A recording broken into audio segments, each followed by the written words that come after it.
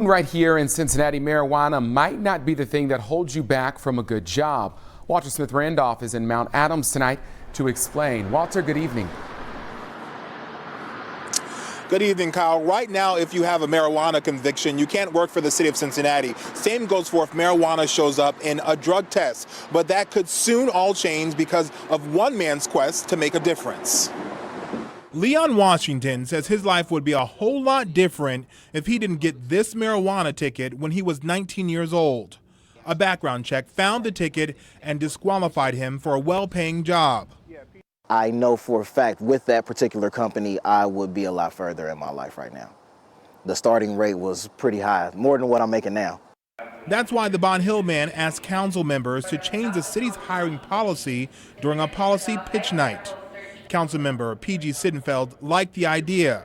He wants the city to stop using misdemeanor marijuana convictions as a disqualifier for city jobs. These are good-paying, middle-class jobs.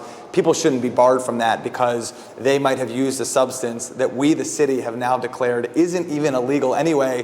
Sittenfeld says he's also working on legislation that would make the city stop testing job applicants for marijuana use. Thinking about alcohol as the comparison, if somebody wants to go out and have a couple beers on Friday night, they can still come to the city on Monday morning and be an accountant, again, work in, as a firefighter, whatever it might be.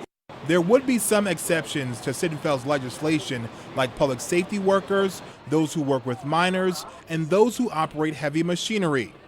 Leon says Cincinnati taking a softer stance on marijuana use is simply the right thing to do. It takes courage to do the right thing. Ease is a greater threat to success than hardship.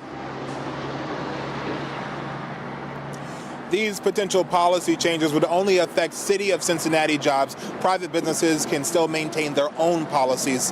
Councilmember Sittenfeld tells me he expects this part 2 of this legislation to be introduced in the coming weeks. For now, we're live in Mount Adams. Walter Smith-Randolph, Local 12 News. Kyle? Walter, thank you. There are similar policies in place in New York City and Nevada.